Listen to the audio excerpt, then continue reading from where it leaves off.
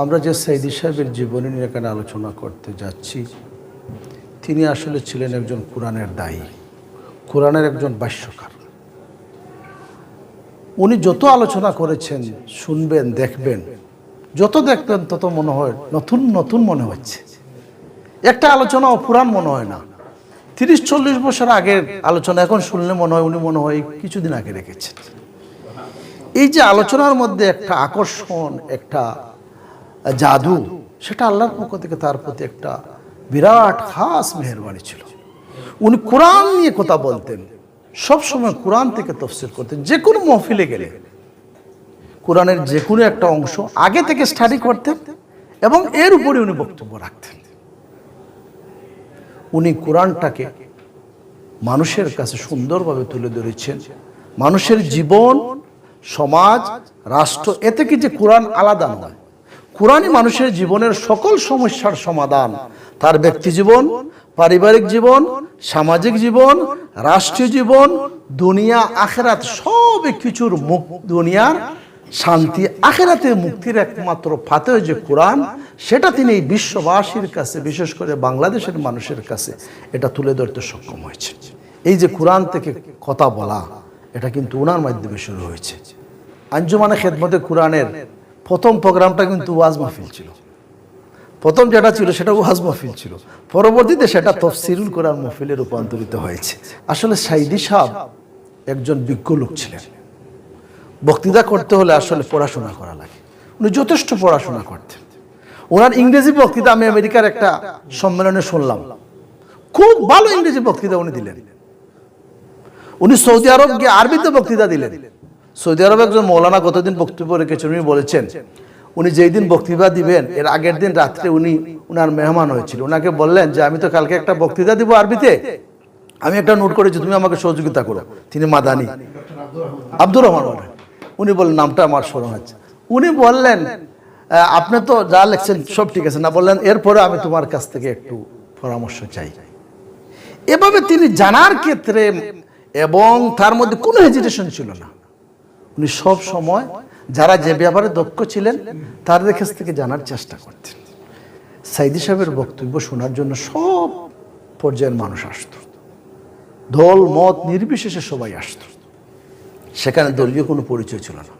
বাংলাদেশে এমন কোনো জনৈক বক্তা নাই যার বক্তব্য শোনার জন্য মানুষ তার পকেটের টাকা খরচ করে গাড়ি ভাড়া দিয়ে আসতো। এ ধরনের আর দ্বিতীয় কোনো আলিম আছেন বলে আমার ক্ষুদ্র জ্ঞানে মনে হয় আর আমার জানা নেই। আপনাদের কাছে জানা থাকতে পারে। ওনার মহফিলে আসার জন্য লোকরা নিজের উদ্যোগে টাকা ভাড়া খরচ করে তারা গাড়ি ভাড়া করতে, এটা একবারে আমরা ওই ছোটবেলা থেকে দেখে আসতেছি। এই যে একটা আকর্ষণ, এই আকর্ষণটা ছিল আসলে কোরআনের আকর্ষণ। ওনার কোরআনের কথা শুনে মানুষ মুগ্ধ হতো। প্রিয় ভাইরা, এই জন্য আমি বলবো আমরা যারা আজকে উলামায়ে কেরাম আছি, আমরা যেন আমাদের জ্ঞানটাকে আরো সমৃদ্ধ করি। কোরআন, হাদিস, আধুনিক জ্ঞান, সকল ধরনের জ্ঞান দিয়ে যদি আমরা নিজেদেরকে সমৃদ্ধ করতে পারি, তাহলে আমরা তার রেখে যাওয়া সেই দায়িত্ব আমরা পালন করতে পারব। 2 নম্বর কথা হলো উনার ঈমান ছিল তো মজবুত। আলহামদুলিল্লাহ সুম্মা আলহামদুলিল্লাহ। উনি আল্লাহর প্রতি উনার এত আস্থা এবং ভরসা ছিল। কঠিন মুহূর্ত 44 জারি করা হয়েছে ওনার প্রোগ্রামগুলোতে। বিশেষ করে আপনারা জানেন ঢাকার প্রান্তপদে ওনার এক প্রোগ্রামে একসময় তাফসীর মাহফিলে ডাইরেক্ট ওরা এসে গুলি শুরু করলো সন্ত্রাসীরা। উনি মাইক হাতে নিয়ে বললেন, সবাইকে বললেন আপনারা সবাই বসুন, আপনারা কেউ নড়াচড়া করবেন না। উনি নারে তাকবীরের স্লোগান নিজে ধরলেন, সাথে সাথে ওরা পালিয়ে গেল। আপনারা জানেন এই সিলেটে ওনাকে আসতে দেওয়ার হয় নাই, হরতাল ডাকা হয়েছিল 86। উনি কিভাবে আসলেন সেই ইতিহাস তখনকার সবার জানা আছে। উনি রাত্রে আসছেন, রিস্ক নিয়ে আসছেন, পরের দিন আলহামদুলিল্লাহ উনি মাহফিল করেছেন।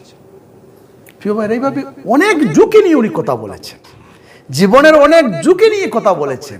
কারা জীবনের ঝুঁকি নিতে পারে? যারা আল্লাহর প্রতি যাদের অগাধ বিশ্বাস এবং ঈমান থাকে যে হায়াত মওতের মালিক আল্লাহ। এই জন্য জীবনে অনেক ঝুঁকি নিয়ে অনেক তাফসীর মাহফিল করেছেন।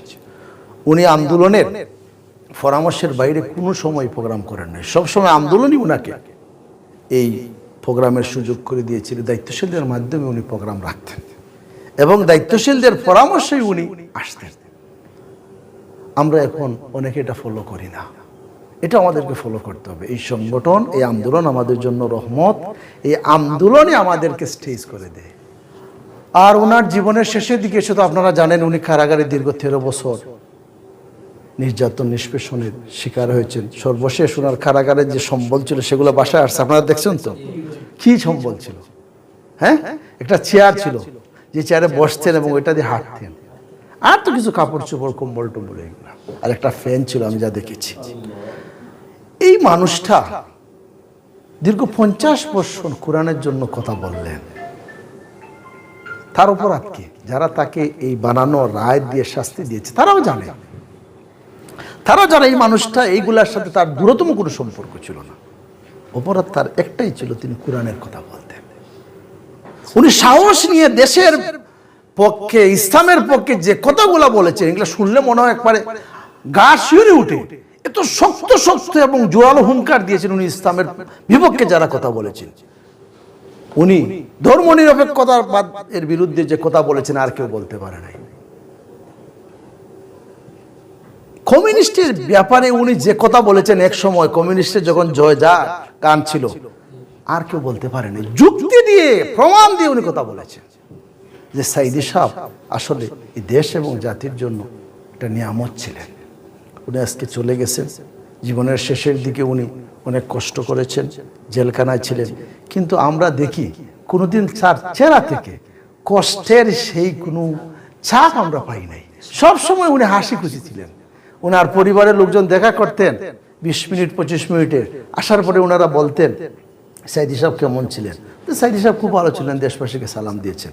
এবং মিডিয়ার বদলতে আমরা যা দেখেছি, কোনোদিন উনি বলেন নাই আমার কষ্ট হয়েছে, আমার কষ্ট হচ্ছে, কোনোদিন বলেন নাই। উনি এই পথটাকে তার সহজ করে নিয়েছেন, মনে করছেন এই পথই আমার। যারা দিনের কথা বলবে তাদের জন্য এই পরীক্ষা আসবে, এই পরীক্ষার পথটাকে উনি গ্রহণ করে নিয়েছেন। প্রিয় ভাইরা, আমাদের জীবনে এই ধরনের পরীক্ষা আসতে পারে। বাংলাদেশ নিয়ে অনেক ষড়যন্ত্র হচ্ছে, ইসলাম নিয়ে অনেক ষড়যন্ত্র হচ্ছে। আমরা আজকে জুলুমের শিকার, আজকে আমরা জালিমদের দ্বারা বিভিন্নভাবে নির্যাতিত। আজকে দেশটাকে নিয়ে, ইসলাম নিয়ে আজকে ষড়যন্ত্র করছে। আপনাদের কাছে আমি বলবো আজকে দোয়া করা দরকার। আমরা এক জালিমের হাত থেকে কি যেন অন্য কোনো জালিমের হাতে যেন আল্লাহ আমাদেরকে না ফেলেন। এই জন্য আল্লাহর পক্ষ থেকে যেন এই জাতিকে, এই জাতির জন্য একজন সাহায্যকারী অভিভাবক যেন আল্লাহ রাব্বুল আলামিন প্রেরণ করেন, যাতে এই দেশের মানুষ 90% মানুষ যাতে আগামী দিনে তারা নির্দ্বিধায় মন খুলে ইসলামের কথা বলতে পারে। এই ধরনের একটা পরিবেশ যেন আল্লাহ রাব্বুল আলামিন বাংলাদেশে দেন। পরিশেষে আমি বলবো, এই সাইদি সাহেব ওনার একটা তামান্না ছিল, শাহাদাতের তামান্না। উনি প্রায় বক্তৃতায় বলতেন, আপনারা শুনেছেন, প্রায় বক্তৃতায় বলতেন শাহাদাতের তামান্না ছিল। আল্লাহ রাব্বুল আলামিন আসলে ওনাকে শহীদ হিসাবে কবুল করেছেন। আমরা বিশ্বাস করি আল্লাহ রাব্বুল আলামিন ওনাকে শহীদের মর্যাদা দেবেন ইনশাআল্লাহ। উনি হাসি মুখে আসলেন, হ্যাঁ, হসপিটালে গেলেন, হার্ট অ্যাটাকের রুগী নিজে গাড়ি থেকে উঠে আবার চেয়ারে বসতে পারে। আবার এই ধরনের চেহারা দেখে হার্ট অ্যাটাকের কোন ডাক্তাররা বলতেছে হার্ট অ্যাটাকের কোনো লক্ষণ ছিল না। উনি জানেন না ওনাকে কেন নিয়ে আসা হচ্ছে ঢাকায়। এরপরে কিভাবে কি হলো, এগুলা সময়ের ব্যবধানে ইনশাআল্লাহ সব পরিষ্কার হয়ে যাবে। আমরা আল্লাহর কাছে বিচার দিব। দুনিয়ার আসলে কোনো জায়গায় এই বিচার আমরা পাবো না। অনেকে অনেক কথা বলতেছে, এটা কেন পোস্টমর্টম করা হলো না, কেন আবার এগুলা চাওয়া হলো না। আসলে দুনিয়ায় যারা আছে বর্তমানে, বিশেষ করে বাংলাদেশে যারা বর্তমানে আছে, এদের কাছে আসলে বিচার পাওয়ার কোনো সুযোগ নেই। বিচার আমরা আল্লাহর কাছে দিলাম, আল্লাহ রাব্বুল আলামিন এর বিচার করবেন ইনশাআল্লাহ।